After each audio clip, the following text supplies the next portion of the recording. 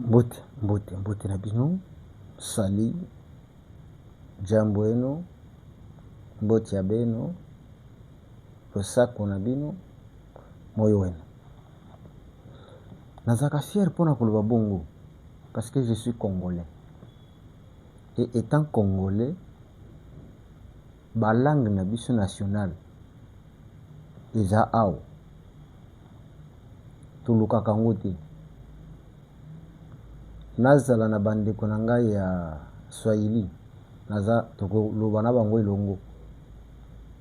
Soki nakutana na bandeko na ngai ya Kikongo, tolobi na bango elongo. Nakutana na bandeko na ngai ya Chuluba, tolobi na bango elongo. Nakutana na bandeko na ngai ya Bangala, tolobi elongo. Je suis chez moi et fier d'être congolais. Et c'est pourquoi quand je vous présente ces émissions, je présente ça avec mon âme, car je suis congolais de l'âme. Je ne suis pas congolais de nom, je ne suis pas congolais du corps, mais je suis congolais de l'âme. Je pense que c'est le cas aussi avec vous. Et c'est pourquoi tout Congolais de l'âme ne peut pas trahir son pays. Ah oui, là, il faut retenir ça. Un Congolais de l'âme ne peut pas trahir son pays. Parce que je vais trahir ce pays pour donner l'accès à qui? Ou bien à quel pays encore? Voilà. Bianco News, aïe. Aïe avec moi Makam. Toyebi ke na yebisaki bino makambo ya Tanzanie ke empire tuti ima bazoluka koma mwana mwasi oyo Samir wazali na Tanzanie alongwa ba remplacer un tuti. Mais sikona wuti ko kundola lisusu na yie na lakisa bino pourquoi nous parlons de Tanzanie. C'est parce que Tanzanie ezali porte monene pona RDC tolongwana ya mibale na kolobela bino ndenge crise koti na Rwanda. Il n'y a plus moyen. Je crois que na Doha boyoka qui était le président de la République, il y avait une réunion qu'on devrait être ensemble avec le Susuba Kagame, Naruto. Il a refusé ça. Il a refusé ça. Ça ne sert à rien. Beaucoup mieux Lukanga. Je vous dis que le Rwanda est côté na passe. Il y a Osakanate. Tous en avez information makambo ebele o tozana ngo ao. Nde biloko mibale o na kolobela bino. Nazoki na ngo mibale. Mais ba information za ebele awa. Na Bianco News 07. Alors, qu'est-ce qui s'est passé? Qu'est-ce qui s'est passé? Je crois que vous avez une bonne souvenance. Lorsque je parlais de l'empire Tutsi Ima, j'ai dit que déclenchement, il y a que ba pays des grands lacs et ça l'a dirigé uniquement qu'avec par des Tutsis. Les Kibino, que ça a commencé en Tanzanie. Et maintenant le problème est Banda qui se souana. Qu'est-ce qui a causé beaucoup de mouvements en Tanzanie? Premièrement, cette femme Samir ba sollicita qui est na Uganda, na Rwanda pour te permettre bango bakota na mboka na biso to bazwa kalemi à partir ya Kigoma. Je crois ba Kinois ba yebi ke tozana veni moko na Lingwala babenga ngo Kigoma. Lingwala voire même Kinshasa et traversa. Mais ezana ville ya Tanzanie oyo eza na frontière na Kalemi babenga yango Kigoma. Fongola Matoi, Bianco News est là. Les informations aussi sont là. Alors, cette ville qu'on appelle Kigoma est frontalier avec Kalemi. Alors, Kabila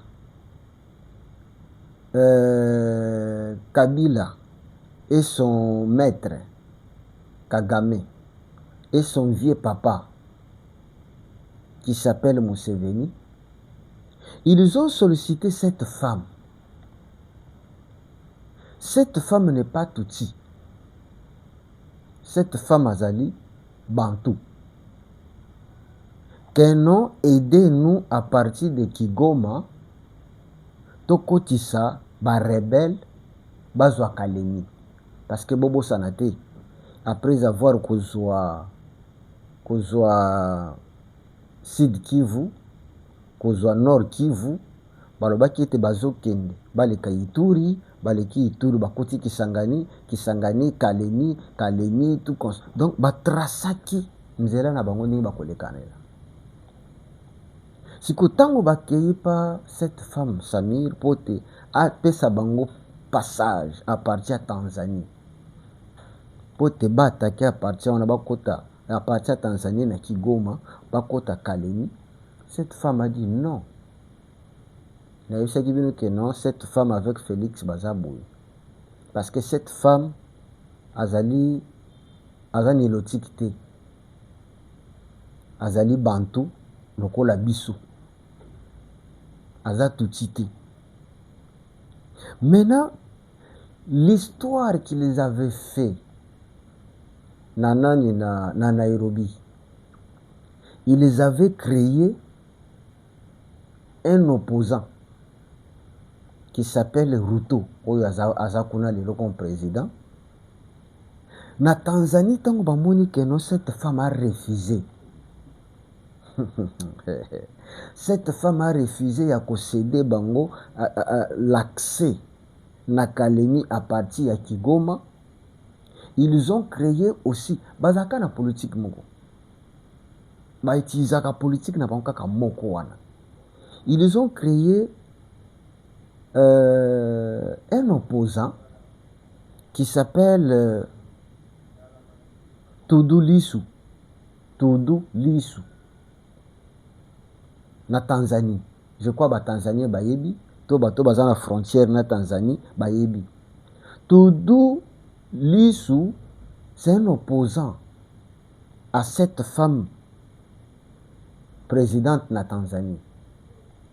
Lorsqu'on l'a créé, on voulait faire coûte que coûte pour qu'il y ait Aleka. Pourquoi? Parce que avant de créer l'opposant en question, Bazaki Naye d'abord Azatuti, retenez ça. Tundu Lissu, c'est un Tutsi. On lui a proposé, nous voulons te donner le pouvoir en Tanzanie. Mais si vous voulez que tu puisses au pouvoir en Tanzanie, accepte que tant que tu comme président, on peut avoir accès en RDC. Le coup la élection na bino ezoya, on peut avoir accès en RDC. Tundu Lissu, qui est Tutsi, a géré en leur disant que non, ce qui a comme président na Tanzanie, na opesa bino accès na RDC à travers Kigoma, Bokokota Kalemi sans problème. Boulanga place likambozo ute. Tundu Lissu a rassuré, a assuré à ces gens, à Kagame, Museveni et autres, que non, soyez calmes. Dès qu'il y a un pouvoir, vous allez entrer sans problème. Maintenant, tango moi na moi soyo baye koyeba keno ah bon projet ezande boy.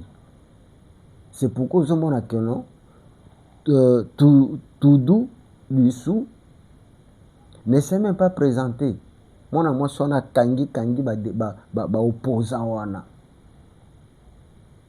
élection ye kosalema Tudu Lisu azate. Est-ce que vous comprenez madame? Au liker déjà je pense, au s'abonner déjà, au partager déjà. Ah oui, les gens sont à l'aise. Maintenant lorsque campagne est, ils ont compris que élément na biso to tchaki pour te jouer ndenge to jouer kana Nairobi na Kenya jusqu'à ya kocha nani kocha Ruto comme président et ko simbate nde sikoyo baye ko créer mouvement oyo bomi batu ebele na Tanzanie. Mouvement wana bakotisi batuti ebele na Tanzanie. Bazouta Rwanda, bauta Kotoyo, bakoti. Liboso banda yokota ndeli, banda yokota neti ba cycliste. Na ba vélo na bango ya ba cycliste wana, bazokota. Na bamboka nini bakotaki? Bakoti na attends je vois na Arusha. Bakoti na Dar es Salaam. Bakoti na Songwe. Bakoti na Beya. Bakoti na Mwanza. Donc bazaki déjà positionné na Songwe, na Mwanza, na Arusha, na Dar es Salaam, na Beya. Donc 5 villes wana bakotisi batuti batuti. Pona nini? Pour que tango bako proclamer l'élection na bango bino bobanda trouble. Rappelez-vous na ebisa ki bino que non bato bazomama batu kuna, ce ne sont pas les Tanzaniens eux-mêmes, ce sont les gens en mission pour salir l'image, pour créer les troubles. Est-ce que vous comprenez? Parce que nani opposant à bango bakréaki n'était pas là, et ils ont créé maintenant un militaire là qui devrait faire un coup d'état pour takwisa mwana mwasi wana yazo pouvoir. Boyebi malamu keno ce militaire c'est même proclamé. C'est même proclamé sur les réseaux sociaux que non, il devient président de Tanzanie parce qu'il y a du trouble. Mais heureusement, félicitations à mes frères tanzaniens, ils ont maîtrisé la situation. Aujourd'hui, Samir est au pouvoir. Bandeko. C'est pourquoi je vous dis que tofongo la miso, tozala na kolala te. Bangona na biso bazana ba préparation ya ndenge moko kosakana te. Donc ceux qui ont nanga to lali toko sutuka un jour omonika ndenge to lala to zakana na mbeto o lali no pongi ozoye bate makambo nini ezoleka tango kosutuka ka boye makambo sebebi oyo azaya kolamuka yenda yebaka makambo nini ezolekana. Voilà pourquoi nous nous sommes mis là pour vous dire que non, tala makambo ndenge ezali koleka, tala makambo ndenge ezali koleka, tala makambo ndenge ezali koleka. Donc la vision ou bien les projets, c'est la RDC. Va contrôler ka RDC. Parce que Félix bazoko kate. Casse-tête. Casse-tête pour na Rwandais, na Tutsi. Son nom s'appelle Félix Tshisekedi. Maintenant, bazo meka coup d'état, ezo simbate. Ba kende koto ezo simbate. Bazo comprendre te. Parce que ceux qui va réussir ça qui avec leur Tudu Lisu linga qui a livré bango nani a livré bango RDC. Alinga qui a livré bango Burundi. Parce que je vous ai expliqué que quand vous prenez la carte d'Afrique, vous trouverez que les pays les plus grands dans l'Afrique, ou bien dans le Grand Lac, c'est la RDC et c'est la Tanzanie. Si vous prenez Burundi, Rwanda, Uganda, superficie na bango ekoki ya ata ya Tanzanie te. Donc bango misato wana baza mukie par rapport à Tanzanie. Maintenant, dès que va contrôler Tanzanie, Burundi akozala asphyxié. Parce que Burundi akozala na katikati ya Rwanda, Tanzanie, Uganda. Et lorsque ceux qui va contrôler Burundi, pour dire que va contrôler Burundi, va contrôler Tanzanie, pour dire que RDC a tikali passoire, il sera seul et avec beaucoup d'entrées. C'est vrai, nous disons que nous avons plusieurs pays voisins, mais ces pays voisins-là constituent aussi un danger pour nous. Ceux qui Congolais ont la quitté, tout en difficulté. Ceux qui Congolais ont limité, tout en difficulté. Réveillez-vous, Congolais. Cherchez à savoir des choses qui se préparent. Donc voilà pourquoi, au Moni, Makambonenge Tamboli, on voulait, coûte que coûte, qu'on puisse mettre quelqu'un en Tanzanie, Oyo, à Kozala, Touti Lokola Bango, et qui peut ouvrir la porte, il y a Burundi et la RDC facilement. Donc ce que Oyo Kabaza bloqué, c'est parce que le général, le gouverneur Kachama, bameki ko corrompre et simbité. Moyen ba avancer, ba leka Ituri pour ba atteindre Kisangani ezate. Wana première cale place ba kutani na. Deuxième cale eza Tanzanie.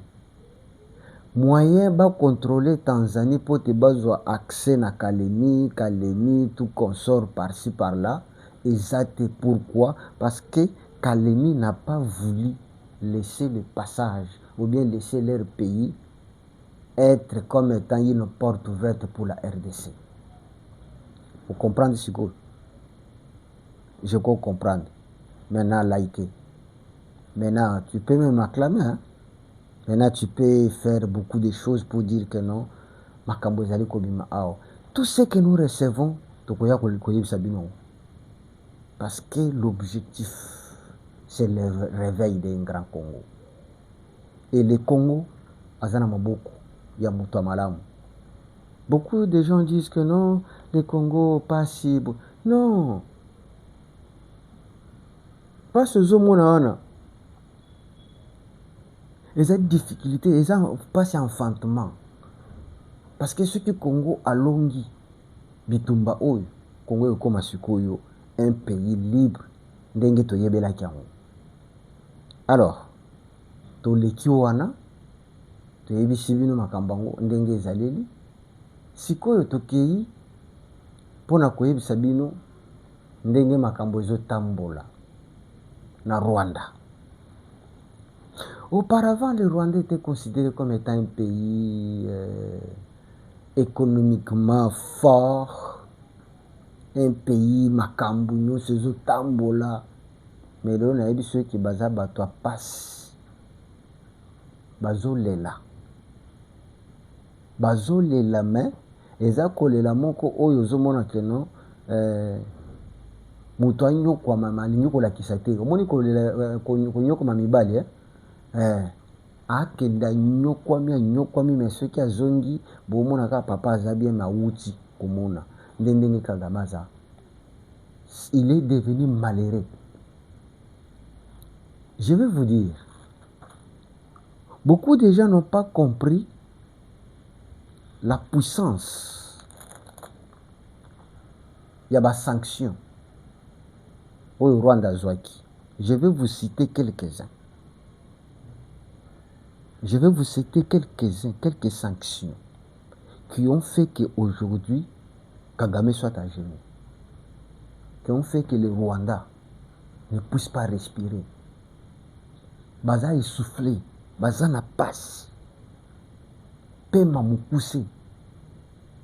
Mais seulement, bazo ça semblant comme si baza bien. En 2024, je commence. En 2024, l'ambassadrice des États-Unis au Congo déclare ceci. Ambassadrice Oyaza Awalelo en 2024 a déclaré Bouyalouyou. Nous avons arrêté l'assistance militaire avec le Rwanda. Les États-Unis, les lots, ne coopèrent plus avec le Rwanda. Tant que les militaires et Rwanda, c'est parce qu'ils étaient assistés. Pendant que la RDC n'a pas d'assistance, mais les Rwandais étaient assistés par qui? Par les États-Unis. Cette grande puissance-là, libérer l'argent pour l'armée rwandaise. Ce sont des gens qui dépendent de l'extérieur. Ce sont des gens qui dépendent des aides. C'est un pays pauvre. Ils n'ont rien. C'est ma koloba.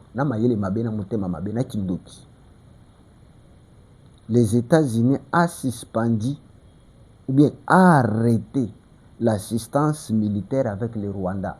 C'est l'ambassadrice qui l'avait dit en 2024. Aujourd'hui, le Rwanda ne bénéficie plus rien des États-Unis. Wana liboso. Essoufflement. Talaka ovivaka na ndenge bapesaka yo, mais sikoyo bandi kokata yo, oyo bandaki kopesa yo, oyo bandaki komatisoma peka. Omoni ba jeune musu bazaka na kina, on aza na ba vie na nga na poto. Batindaka nga ba $100, batindaka nga ba $200, batindaka nga ba $50. Nga na vivaka calme, jeune na danger. Mukolo kaka grand frère oyo atindaka $200, atindaka $100 akati.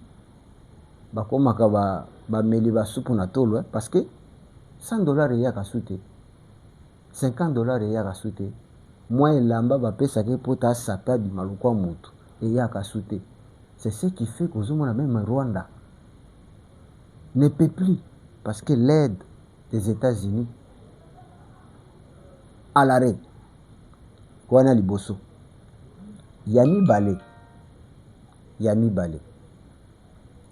Le département des États-Unis a sanctionné en février 2025, retenez, février 2025, ba sanctionna James Kabarebe na ba dignitaire mususu ya Rwanda. Peut-être yo tango bozoka bon conseil non James Kabarebe. Non, les États-Unis lorsque le département sanctionne ces gens-là, bayeba kete bangonde bazaka ba lien, bangonde ba misaka mbongo pote M23 zala ressourcer, zala alimenter bien le Rwanda et le Kanakozwa. On a ezaka ciblé. Ce sont des sanctions ciblées. Bayebi circuit na bino ndenge kotelaka bakesi ko bakangi robinet.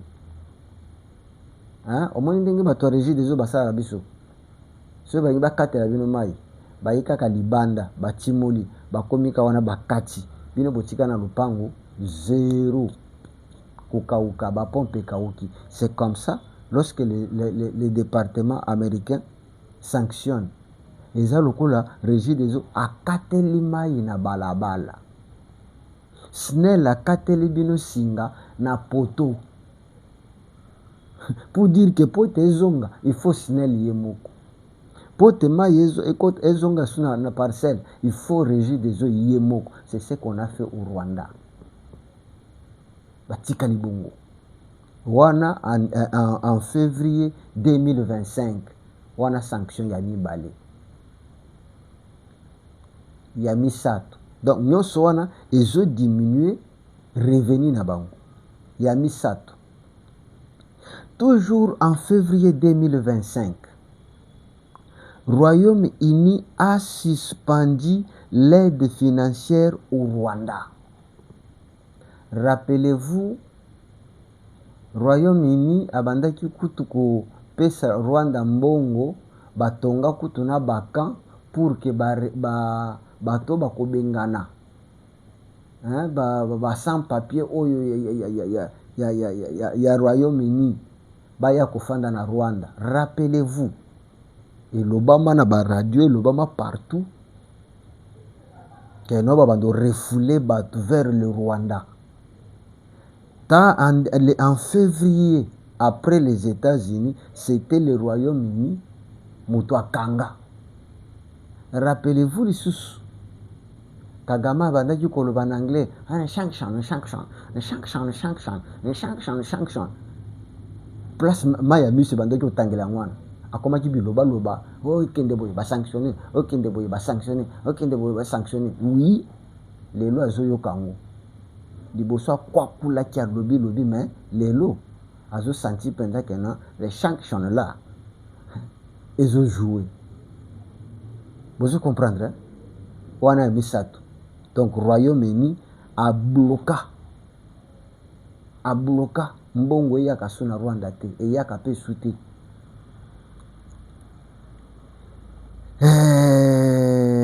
Wana Royaume-Uni, wana troisième hein? Na kena quatrième. En 2025, yokana nous po yeba ke Félix anyokoli mwana bato mandinga osakana te. Bato bazoyeba te. Rwanda qui était considéré comme étant un pays là, modèle, tout le monde, batukutu comme on visite Rwanda. Boyebi ke basi balongola ngo, Paris alongola ngo. On ne peut pas visiter un pays des sanguinaires, un pays des assassins. Balongola ngo. Hein?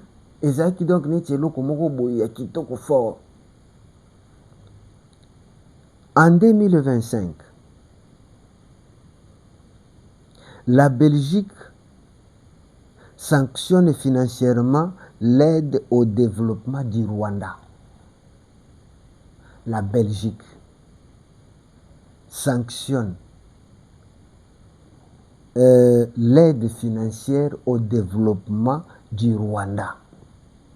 Donc développement bino bozo banda ki olbana développer Rwanda développer nzokande balakisa bino ka mwa capital Rwanda bazana ba bidon ville moko papa ondimate. Belgique a bloqué. Bon bukanisa Rwanda kuto akataki même ba relation na Belgique. Pourquoi? Parce que la Belgique a sanctionné. La Belgique a coupé robinet et kangama. Robinet kangami. Moyen sous bazwa mbongo oyo Belgique abandaki kopesa bango pona aide au développement bloqué, développé total. Hein, eza lokola moto abotolo contact démarrer moto ka total. Po bapesi yo contact okomi kovimba na mutuka nzokande mutuka ya yo te mutuka ya bato. Bakolo mutuka zwi a récupérer ka contact atikelo mutuka. Démarrer ngo total. Ndeni ngozomona mwa Rwanda wana. Eza mutuka ezanga contact. To mutuka ezanga démarrer. Mutuka siko ya munene ezanga démarrer. Oyo bando tiena ngo lendo nzokande ya yote. Belgique a bloqué l'aide au développement du Rwanda. Bloqué. On a quantième? 1, 2, 3, 4. On a quatrième. Hein? L'année 2025, je vous ramène pourquoi le Rwanda souffre aujourd'hui. Le 4 mars 2025, Yoka, le 4 mars 2025, le Canada réduit les relations commerciales avec le Rwanda. La relation entre Canada et Rwanda. Allez, ba bloquant. Siko Rwanda. Donc pour dire qu'il est maintenant nulle part. Là, c'est le 4 mars 2025, car il y a 2025 année où banda kotanga moko ba sanction oyo ekweli bango na mbalakata. Donc ba relations commerciaux nyonso coupé avec le Canada. Nia na miso sema na miso mokolela na nani osiko ma miso mokolo omoni mokolo soki azolela bomona ka miso zo ya rouge moya fongola monoka ezate mais alela masala semblant comme si alela te. C'est comme ça vous voyez ces gagamés là moto baner ezo bouger pour yebiter partout ba sanction sanction oui sanction allez tu dois subir ça. Au dépendant tu n'es pas dépendant et tu n'es pas indépendant, tu es dépendant. Je vous avais dit que non, l'économie rwandaise est à 50% dépend des aides. 50% économie na bango et dépendant na ba aide oyo bisika ba mbongo bandaki ko wuta. C'est un pays de pauvres. Donc ils sont encore sanctionnés. Ça on est à 5e. Mais n'oubliez pas, en juillet 2024, 34 pays africains parlementaires français ou francophones ont voté résolution condamnant l'agression du Rwanda en RDC. Ba sanction na ba sanction ndenge bozomona bangwana. Siko eloko ye ko bebisa lisusu vi na bango. Parce que bato bamona kabayo kaka keno la résolution de l'ONU 2773 ba esali nini. Omoni biloko wana. Lorsque l'ONU te sanctionne, yebango bien. Lorsque l'ONU te sanctionne, ou bien vote une résolution, ça produit ba pays ebele bakobanda kokima yo. Parce que ce qui est voté à l'ONU est considéré comme étant c'est ça. Pour ba rapport ebele ebima concernant ndenge Kagame azo soutenir ba M23. Quoi que bango ba meka koboya yango, mais l'ONU a sanctionné. C'était en février 2025, le Conseil de sécurité de l'ONU vote la résolution 2773 pour la première fois. Pour la première fois. Et lorsqu'on vote ça, beaucoup de pays se retirent du Rwanda. C'est pourquoi on a dit que non, Paris à Longoli visite Rwanda.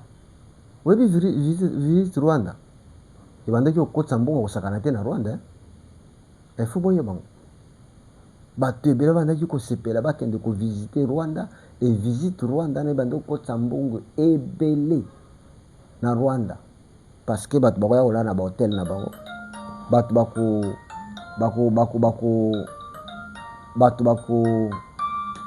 bakoya koluwe banana na bango. Donc c'est ce qui faisait qu'ils étaient très bien. Vous comprenez? Bon, vous comprenez les acabouilles. Alors c'est ce qui fait que les choses étaient tellement nandenge moko boye que les gens ne comprenaient pas. Ma visite loin dans les bandeaux kota mbongo ebele. Parce que je n'ai pas na vibraire parce que boyebi ka ndenge to sa misala oyo makambo ezaki ebele. Voilà. Donc lorsque l'ONU sanctionne olinga te, ça a des effets. Ba effet nde komi kosala ke lelo ba souffrir, lelo ba nyokwama.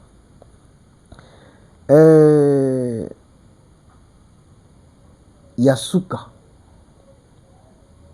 En mars 2025, l'Union européenne sanctionne des responsables, sanctionne des responsables rwandais. Je vous ai dit que non, lorsque ces gens-là sanctionnent, ce sont des sanctions ciblées. Baebi chaîne nabino commandement, baebi chaîne nabino des entrées, baebi comment vous vous approvisionnez. Et lorsque l'Union européenne, qui autrefois avait signé les accords avec le Rwanda, pour ne couper ça, l'Union européenne peut sanctionner. Ce que Talika en 2025, il y a au moins 1, 2, 3, 4, 5, 6, 7 sanctions. En 2025, contre le Rwanda. Donc, partout là, ce sont des sources qui amenaient l'argent dans le Rwanda. C'est pourquoi les gens ont les bazo là. Baza sont de l'autre côté. Les sanctions et l'équipe, ils ne peuvent plus rien faire. Ils sont là en train de pleurer. Donc voilà ce que je vous ai préparé, que vous puissiez comprendre que le Rwanda souffre. L'économie rwandaise est par terre parce que c'est une économie qui dépendait des aides. Maintenant, ces gens qui les aidaient, ils ont bloqué. Robinet nyonso bloqué. États-Unis bloquent. L'Union l'Union européenne bloque. La Belgique bloque. Canada bloque. Quoi encore? Royaume-Uni bloque. Donc blocage ya source nyonso bandaki kozula nyonso ekatani balela bolela na bino kaka di bolela boza mitema mabe. Likez notre chaîne Bianco News 07, partagez cette émission yebisa bandeko ebele ke no bobanga te kuna baza bato akolela baza bato apasi bato akolela bato mawa zala calme. Congo na biso dépendaka na ba aide. Congo na biso to produisaka parce que nous sommes un pays riche, un pays très fort. C'est pourquoi bazo combattre biso pote to ke liboso te mais to kokende se liboso. Merci. Kimia Zanabino, likez l'émission, partagez l'émission. Calme, Kitok.